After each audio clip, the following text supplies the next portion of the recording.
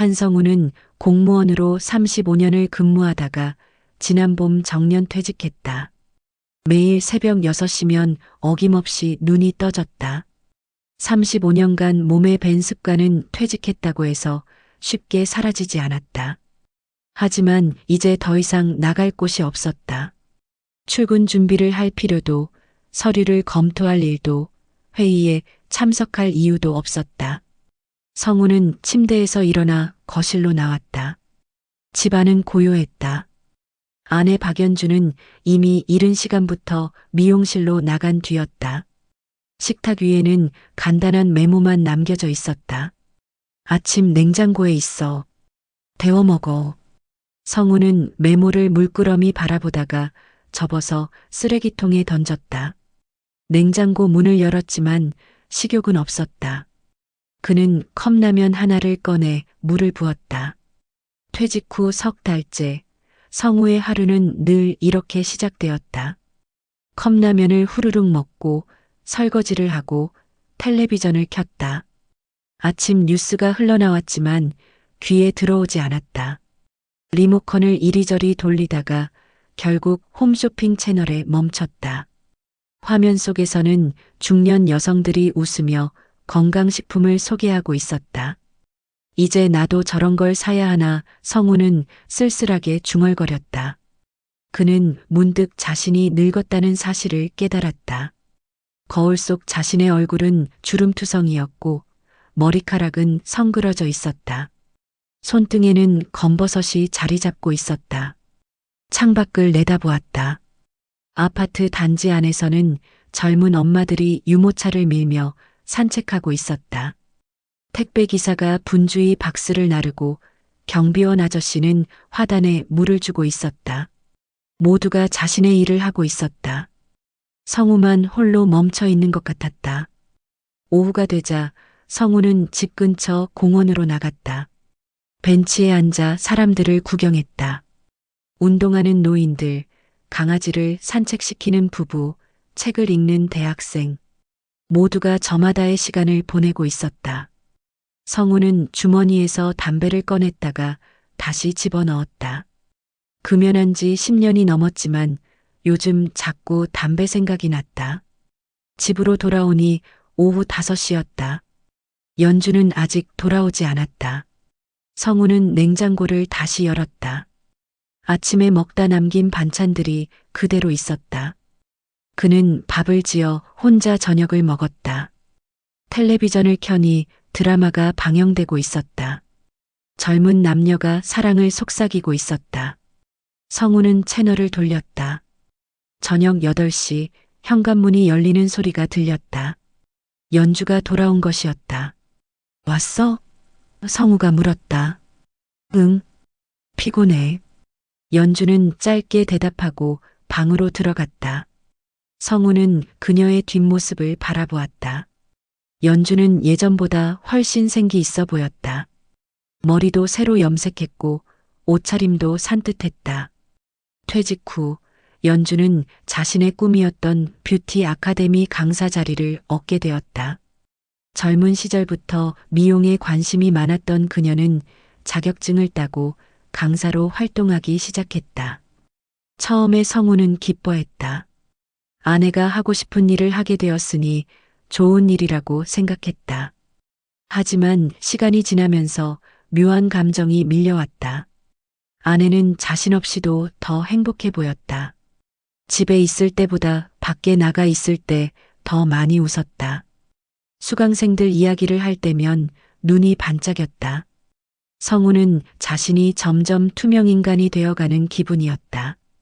밤 11시 성우는 침대에 누웠다. 옆에서는 연주가 이미 잠들어 있었다. 그는 천장을 바라보았다. 어둠 속에서 시계 초침 소리만 또각또각 들렸다. 35년간 달려온 삶이 멈췄다. 이제 무엇을 해야 할지 몰랐다. 그는 눈을 감았다. 내일도 똑같은 하루가 기다리고 있을 것이다. 이제 나 없으면 더 잘 사는구나. 그는 작게 중얼거렸다. 옆에서 자는 아내는 그 말을 듣지 못했다. 성우는 잠이 오지 않아 뒤척였다. 그렇게 고요한 그러나 외로운 퇴직의 시간이 깊어갔다. 박연주는 뷰티 아카데미에서 인기가 많았다. 손재주가 뛰어났고 수강생들에게 늘 밝게 웃었다. 네일아트 강의를 할 때면 교실이 웃음소리로 가득 찼다. 연주는 그 시간이 좋았다. 집에서는 느낄 수 없는 활력이 그곳에 있었다. 박 선생님, 오늘 손톱 색깔 너무 예쁘세요. 젊은 수강생들이 말을 걸면 연주는 수줍게 웃었다. 58세의 나이가 무색하게 그녀는 여전히 아름다웠다. 세월이 지나며 깊어진 주름도 가늘어진 머리카락도 그녀의 우아함을 가리지 못했다. 그러던 어느 날 정태호라는 남자가 아카데미를 찾아왔다. 그는 미용용품 납품업자였다. 키가 크고 어깨가 넓었으며 말솜씨가 좋았다. 안녕하세요. 저희 회사 제품 샘플 가져왔습니다. 태호는 밝은 미소로 인사했다. 연주는 샘플을 받아보았다. 네일 폴리시, 큐티클 오일, 핸드크림. 제품 하나하나가 고급스러웠다. 품질이 좋네요. 연주가 말했다. 박 선생님 같은 분이 쓰시기에 딱 맞는 제품입니다. 태호의 말에는 묘한 뉘앙스가 있었다. 그날 이후 태호는 자주 아카데미를 찾았다. 새 제품이 나왔다는 핑계로 재고 확인을 해야 한다는 이유로 그는 늘 연주를 찾았다. 박 선생님, 커피 한 잔 하실래요? 오늘 머리 스타일 바꾸셨네요. 잘 어울리세요. 박 선생님은 손이 참 예쁘세요. 그 말 한마디에 오래 잊고 지냈던 설렘이 피어올랐다. 연주는 자신도 모르게 거울을 자주 보게 되었다. 주름이 신경 쓰였고 옷차림이 눈에 밟혔다. 그녀는 점점 자신을 꾸미기 시작했다. 토요일 아침 연주는 오랜만에 백화점에 갔다. 화장품 매장을 돌아다니며 새 파운데이션을 샀다. 향수 코너에 들러 은은한 플로럴 향을 골랐다. 옷 매장에서는 젊은 시절 즐겨 입던 스타일의 원피스를 집어들었다. 거울 앞에 서니 20년 전의 자신이 보이는 것 같았다. 이거 사야겠어. 연주는 망설이지 않고 카드를 꺼냈다. 집으로 돌아오는 길 그녀의 발걸음은 가벼웠다. 쇼핑백을 들고 현관문을 열었을 때 거실에서 성우가 텔레비전을 보고 있었다. 어디 갔다 와? 성우가 물었다. 백화점. 옷 좀 샀어. 연주는 대수롭지 않게 대답했다. 무슨 옷? 그냥 입을 거. 왜? 연주의 목소리에 약간의 경계심이 묻어났다. 성우는 더 이상 묻지 않았다. 월요일 연주는 새로 산 원피스를 입고 아카데미로 갔다. 목에는 새 향수를 뿌렸다. 손톱은 연한 핑크색으로 다듬었다. 거울을 보니 마음에 들었다. 오전 수업을 마치고 쉬는 시간, 태호가 들어왔다. 박 선생님, 오늘 특별히 더 아름다우신데요? 태호의 말에 연주는 얼굴이 붉어졌다. 무슨 소리예요? 그냥 평소처럼인데. 아니에요. 뭔가 달라 보이세요. 향수도 바꾸셨네요? 태호는 한 걸음 더 가까이 다가왔다. 연주는 심장이 빠르게 뛰는 걸 느꼈다. 이런 감정은 정말 오랜만이었다. 결혼 초기 성우와 데이트하던 시절 이후로 느껴보지 못한 두근거림이었다. 점심 같이 드실래요? 태호가 물었다. 저 수업이 있어서요. 다음 수업까지 2시간 남았잖아요. 근처 레스토랑 괜찮은데 알아요. 연주는 잠시 망설였다. 거절해야 한다는 걸 알았다. 하지만 입에서는 다른 말이 나왔다. 그럼 간단하게만요. 그날 점심은 연주에게 특별했다. 태호는 재미있는 이야기를 들려주었고 그녀의 말에 귀 기울였다. 성우는 절대 묻지 않았던 질문들을 태호는 물었다. 요즘 어떠세요? 힘든 일은 없으세요? 꿈이 뭐예요? 연주는 자신도 모르게 많은 이야기를 쏟아냈다. 35년간 공무원 남편을 뒷바라지하며 살았던 이야기, 자신의 꿈을 미뤄왔던 세월, 퇴직 후 남편이 집에만 있어 답답했던 마음. 태호는 고개를 끄덕이며 들었다. 박 선생님은 정말 대단하세요. 이제라도 자신의 길을 찾으신 거잖아요. 태호의 말에 연주는 눈시울이 뜨거워졌다. 누군가 자신을 이해해주고 인정해주는 기분이었다. 그날 저녁 연주는 평소보다 늦게 집에 돌아왔다. 성우가 거실에서 기다리고 있었다. 오늘 왜 이렇게 늦어? 수업 끝나고 동료들이랑 차 마셨어. 연주는 자연스럽게 거짓말을 했다. 요즘 왜 이렇게 꾸며? 어디가? 성우가 물었다. 연주는 짜증스럽게 대답했다. 강에 있으니까 그렇지. 이상한 소리 좀 하지 마. 그녀의 목소리는 점점 차가워졌다. 성우는 더 이상 말하지 않았다. 연주는 방으로 들어가 문을 닫았다.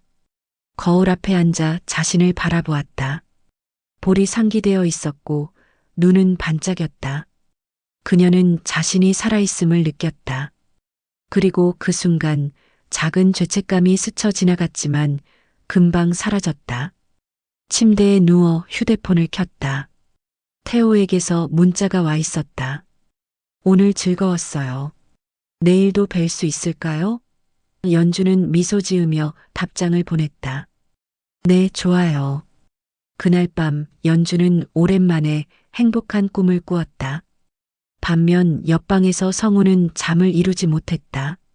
무언가 잘못되어 가고 있다는 느낌이 들었지만 그는 아직 그것이 무엇인지 정확히 알지 못했다. 6월이 되자 장마가 시작되었다. 매일 밤 비가 내렸다. 한성우는 창가에 서서 빗줄기를 바라보곤 했다. 요즘 연주는 점점 늦게 귀가했다. 처음에는 일주일에 한두 번이었지만 이제는 거의 매일이었다. 오늘도 회식이야? 성우가 물었다. 응, 원장님이 저녁 사신대. 연주는 서둘러 외출 준비를 했다. 거울 앞에서 립스틱을 바르고 향수를 뿌렸다.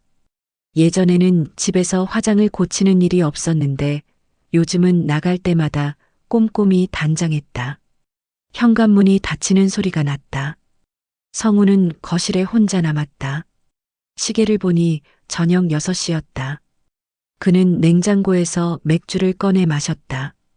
텔레비전을 켰지만 내용이 머리에 들어오지 않았다. 마음 한편이 불편했다.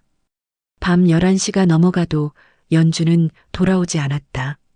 성우는 휴대폰을 들었다가 내려놓기를 반복했다. 전화를 걸어야 하나? 하지만 그럴 용기가 나지 않았다. 의심하는 것 같아서, 간섭하는 것 같아서. 자정이 가까워졌을 때 밖에서 빗소리가 거세졌다. 천둥이 치고 번개가 번쩍였다. 성우는 창문으로 다가가 밖을 내다보았다.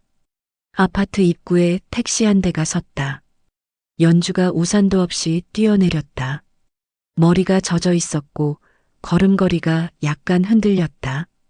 현관문이 열렸다. 무슨 일 있었어? 성우가 물었다. 거실 불을 환하게 켜놓고 그는 소파에 앉아 있었다. 아, 회식 있었어. 늦었네. 연주는 대수롭지 않게 말했다. 목소리에는 술 기운이 약간 섞여 있었다. 비 오는데 우산도 없이? 택시 타고 왔는데 뭐. 피곤해 죽겠네. 연주는 신발을 벗으며 말했다. 그때 성우의 눈에 뭔가 걸렸다. 연주의 목덜미에서 이상한 냄새가 났다. 진한 향수 냄새. 그것도 남자 향수 같았다. 그 향수 뭐야? 성우가 물었다. 뭐? 목에서 향수 냄새 나는데. 아, 옆에 앉은 사람 향수가 강했나 봐. 왜 이래, 오늘? 연주의 목소리에 짜증이 묻어났다. 아무것도 아니야. 들어가서 씻어. 성우는 더 이상 묻지 않았다. 하지만 그날 밤 성우는 잠을 이룰 수 없었다. 침대에 누워 천장만 바라보았다. 옆에서 연주는 금방 잠들었다. 고른 숨소리가 들렸다. 성우는 조심스럽게 일어나 거실로 나왔다. 현관 신발장에 놓인 연주의 구두를 보았다. 굽이 높은 하이힐이었다. 예전에는 신지 않던 스타일이었다. 다음 날 성우는 연주가 출근한 후 그녀의 방을 들여다보았다. 죄책감이 들었지만 멈출 수가 없었다. 화장대 서랍을 열어보니 새 화장품들이 가득했다. 립스틱만 5개였다. 옷장을 열자 모르는 옷들이 걸려 있었다. 언제 이런 걸 샀을까? 성우는 주저앉았다. 뭔가 잘못되고 있었다. 하지만 확신할 수 없었다. 혹시 자신의 기우일까? 아내를 믿어야 하는 게 아닐까? 그는 머리를 감싸쥐었다. 며칠이 지났다. 성우는 연주를 관찰하기 시작했다. 그녀가 휴대폰을 볼 때면 미소를 지었다. 문자가 올 때마다 서둘러 확인했다. 전화가 오면 방으로 들어가서 받았다. 성우 앞에서는 절대 통화하지 않았다. 어느 날 저녁 연주가 샤워하러 들어갔다.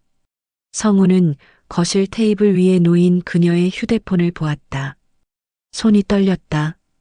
보지 말아야 한다는 걸 알았다. 하지만 참을 수가 없었다. 그는 휴대폰을 집어들었다. 화면에 알림이 하나 떠 있었다. 문자였다.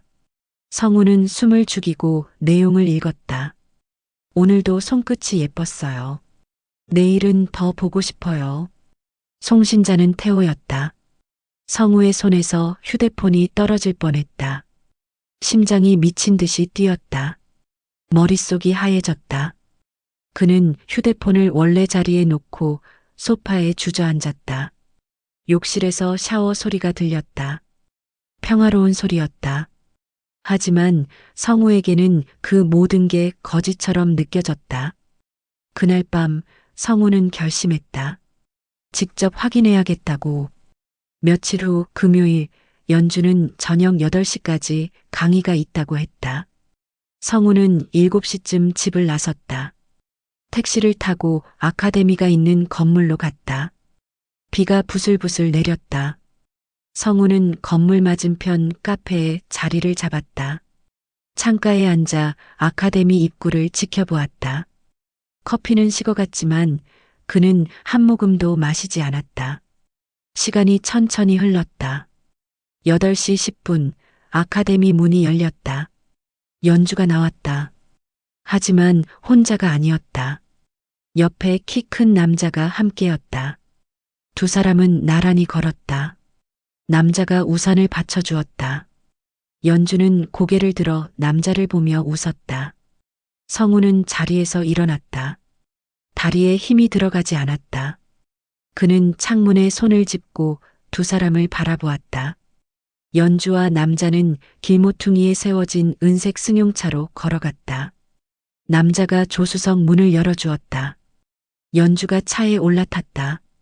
남자는 운전석으로 돌아갔다. 차가 출발했다. 빗속으로 사라졌다. 성우는 그 자리에 서 있었다. 카페 유리창에 자신의 얼굴이 비쳤다. 늙고 초라하고 버림받은 남자의 얼굴이었다. 그는 천천히 카페를 나왔다. 비를 맞으며 걸었다. 어디로 가는지도 몰랐다. 그냥 걸었다. 옷이 젖었지만 상관없었다. 세상이 무너지는 기분이었다.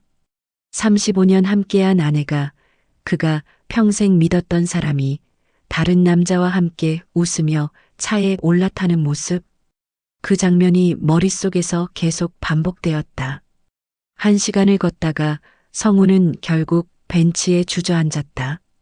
공원이었다. 비는 여전히 내렸다.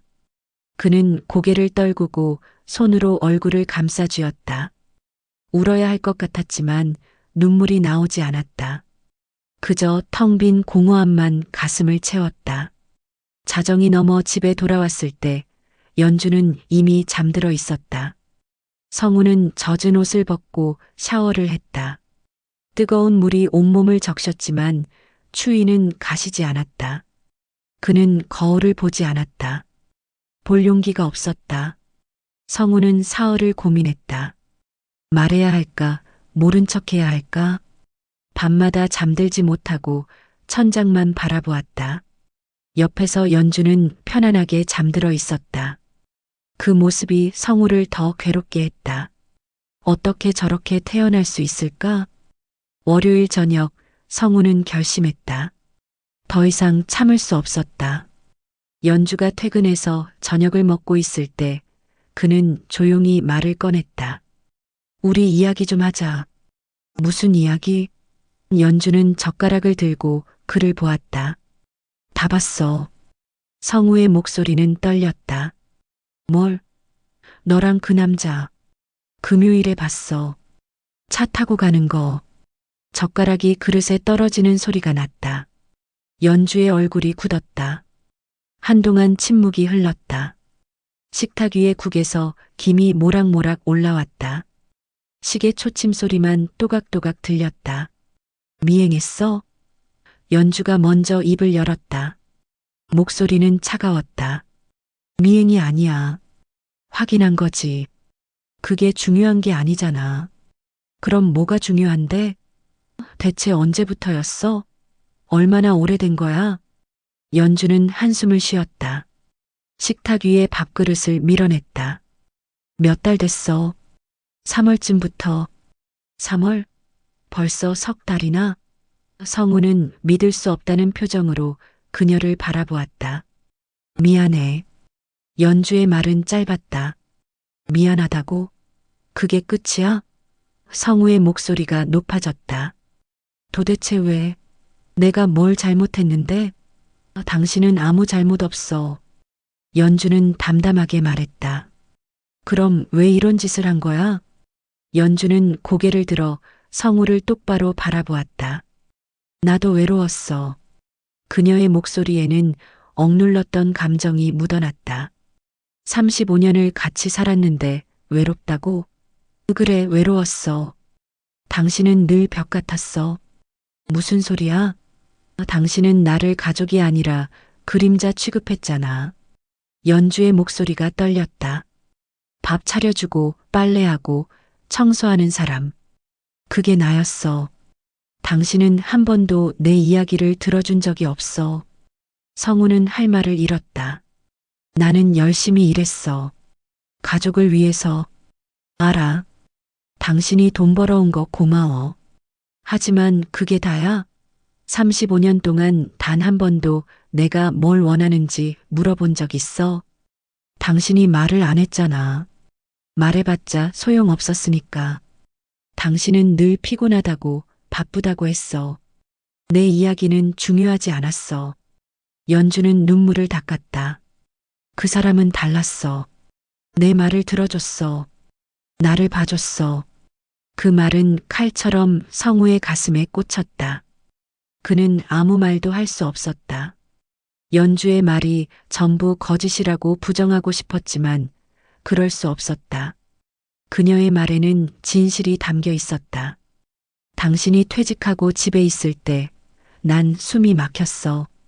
연주가 계속 말했다. 하루 종일 집에 있으면서도 나한테는 관심 없었잖아. 텔레비전만 보고 멍하니 앉아 있고 나는 투명인간 같았어. 그럼 말을 하지 그랬어. 성우의 목소리는 약했다. 말했잖아. 여행 가자고, 등산 가자고, 뭐라도 같이 하자고. 당신은 귀찮다고 했어. 피곤하다고 했어. 그러다 내가 일을 시작하니까 혼자 편해졌잖아.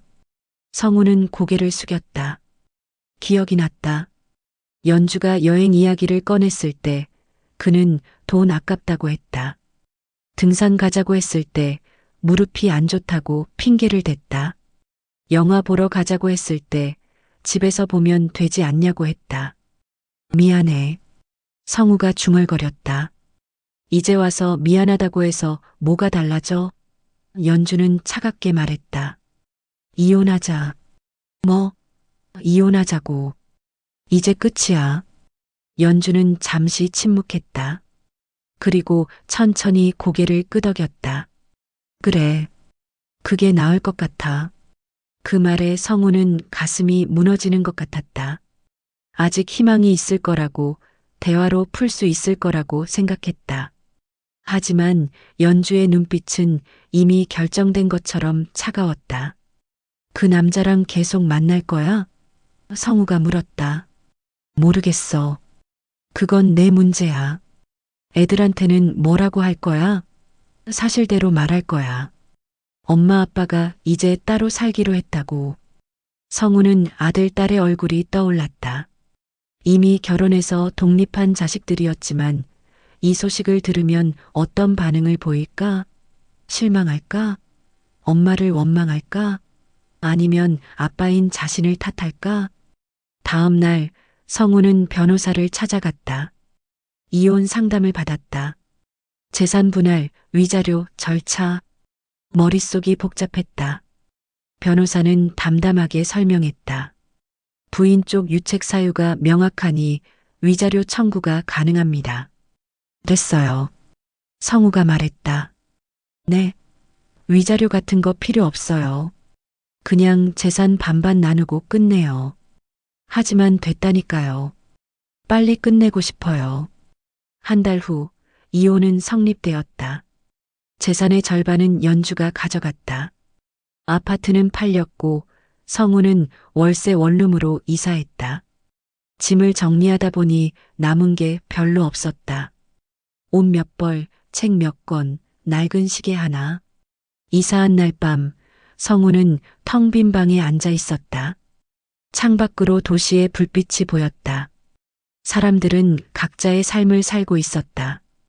웃고 울고 사랑하고 미워하고 성우만 홀로 멈춰 있는 것 같았다. 휴대폰이 울렸다. 딸에게서 온 문자였다. 아빠 괜찮아요? 필요한 거 있으면 말해요. 성우는 답장을 보냈다. 괜찮아. 걱정 마. 하지만 전혀 괜찮지 않았다. 그는 침대에 누워 천장을 바라보았다. 35년의 결혼 생활이 끝났다. 한때 사랑했던 사람, 자식을 낳고 키운 사람, 함께 늙어가리라 믿었던 사람. 이제 남남이 되었다. 눈물이 흘러내렸다. 처음으로 성우는 소리내어 울었다. 가슴속에서 뜨거운 무언가가 터져나왔다. 분노, 슬픔, 후회, 외로움. 모든 감정이 한꺼번에 밀려왔다. 그는 베개에 얼굴을 묻고 울었다. 한참을 울고 나니 조금 나아진 것 같았다. 성우는 일어나 세면대로 갔다. 거울 속 자신의 얼굴은 엉망이었다. 눈은 빨갛게 부어 있었고 머리는 헝클어져 있었다. 그는 찬물로 얼굴을 씻었다. 이제 어떻게 살지? 그는 거울 속 자신에게 물었다. 대답은 없었다. 하지만 알고 있었다. 살아야 한다고. 어떻게든 계속 살아가야 한다고. 빈손으로 남았지만 그래도 삶은 계속되어야 한다고. 성우는 불을 끄고 다시 침대에 누웠다. 밖에서 차 지나가는 소리가 들렸다. 어디선가 개 짖는 소리도 들렸다. 세상은 여전히 돌아가고 있었다. 그리고 성우도 천천히지만 다시 일어서야 했다. 이혼 후 2달 성우는 방 안에만 틀어박혀 있었다. 커튼을 치고 텔레비전만 보고 끼니를 거르는 날이 많았다. 딸이 가끔 전화했지만 길게 통화하지 않았다. 아빠, 밥은 먹어요? 응, 먹어. 거짓말이었다. 어느 날 아침 통장을 확인하다가 성우는 깜짝 놀랐다. 잔액이 바닥을 보이고 있었다. 월세, 생활비, 공과금. 돈은 생각보다 빨리 줄어들었다. 이대로는 안 되겠다고 생각했다. 살아야 했다. 성우는 집 근처 구인 광고를 찾아보았다. 62세의 나이에 할 수 있는 일은 많지 않았다. 식당 설거지, 경비, 청소. 그러다 눈에 띈 게 택배 배송 아르바이트였다. 나이 무관, 성실한 분 우대. 성우는 전화를 걸었다. 여보세요? 택배 일하고 싶은데요. 언제부터 가능하세요? 내일부터라도요. 그럼 내일 새벽 5시까지 집화장으로 오세요. 다음 날 새벽 알람이 울렸다. 성우는 오랜만에 일찍 일어났다. 공무원 시절의 습관이 몸에 남아 있었다. 세수를 하고 옷을 입었다. 거울을 보니 많이 수척해진 얼굴이 보였다. 집화장에 도착하니 이미 여러 명이 일하고 있었다. 젊은 사람들도 있었고 성우보다 나이 많아 보이는 사람도 있었다. 새로 오셨어요? 저기 조끼 입고 카트 받으세요. 한 직원이 친절하게 안내했다. 처음 며칠은 힘들었다. 무거운 박스를 나르고 계단을 오르내리고 하루 종일 걸어 다녔다. 저녁이 되면 온몸이 쑤셨다. 발에는 물집이 잡혔다. 하지만 성우는 포기하지 않았다. 이상하게도 힘들수록 마음은 편해졌다. 땀을 흘리고 몸을 움직이고 사람들을 만나니 살아있다는 느낌이 들었다. 아저씨, 수고하세요.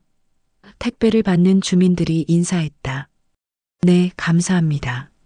성우는 미소로 화답했다. 한 달이 지났다. 성우는 일에 익숙해졌다. 배송 경로도 외워지고 단골 고객들의 얼굴도 익었다. 아저씨, 요즘 얼굴이 좋아지셨네요. 편의점 주인이 말했다. 그래요? 네, 처음엔 많이 힘들어 보이셨는데.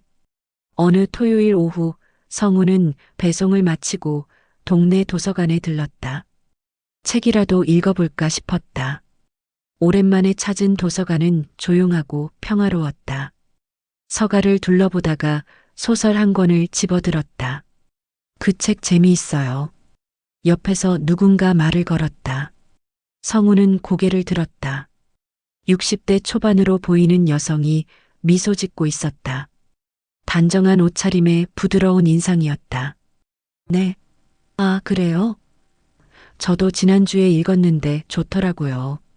추천해 주셔서 감사합니다. 성우는 어색하게 웃었다. 저는 김정자라고 해요. 이 도서관에서 자원봉사하고 있어요. 한성우입니다. 자주 오세요? 아니요, 오늘 처음이에요. 근처에서 일하다가 들렀어요. 그렇구나. 앞으로 자주 오세요. 좋은 책 많아요.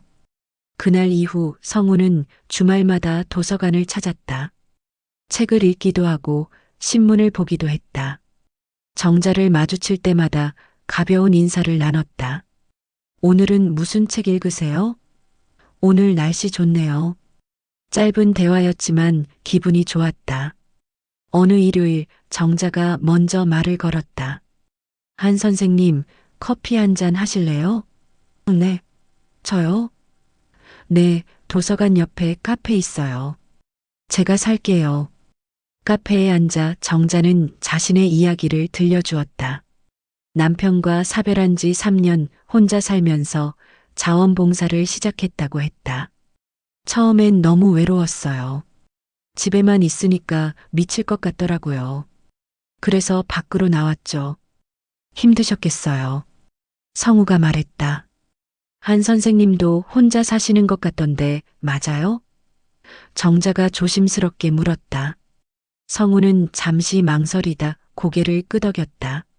네, 이혼했어요. 몇 달 전에. 아, 많이 힘드셨겠어요.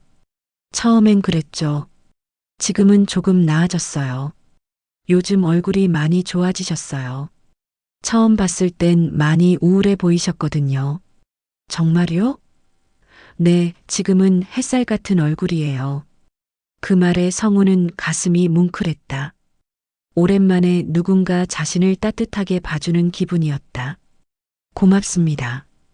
뭐가요? 사실을 말한 건데. 그날 이후 두 사람은 자주 만났다. 도서관에서 책을 보고 카페에서 차를 마시고 공원을 산책했다. 성우는 조금씩 마음을 열었다.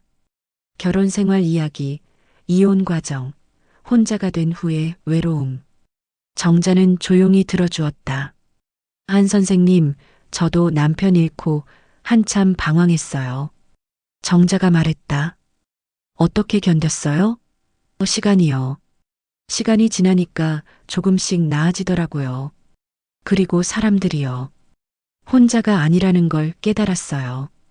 저는 제 잘못도 있어요. 아내한테 잘 못했어요. 과거는 바꿀 수 없어요.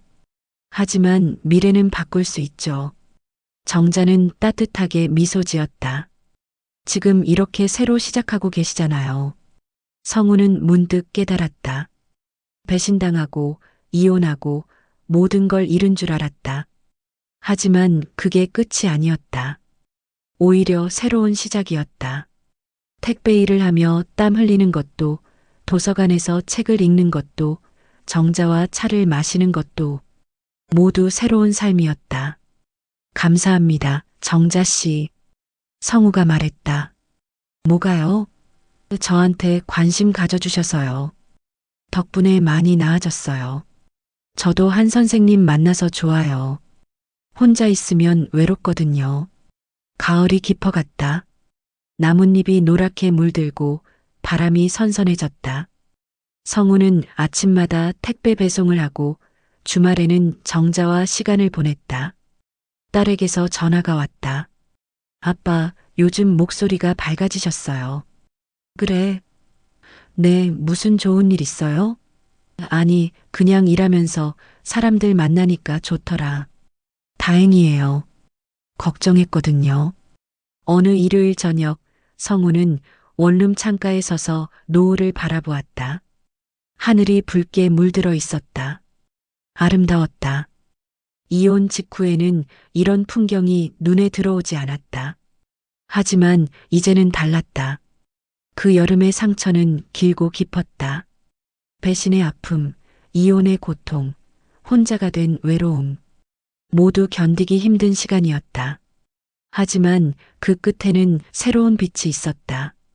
새벽같이 일어나 땀 흘리며 일하는 것, 책을 읽고 사람을 만나는 것, 따뜻한 말 한마디를 나누는 것. 성우는 미소 지었다. 인생은 끝나지 않았다.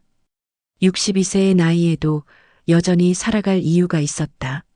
사랑할 사람이 있었고, 할 일이 있었고, 내일이 있었다. 그것으로 충분했다. 창밖으로 첫별이 떠올랐다. 어둠 속에서 반짝이는 작은 빛.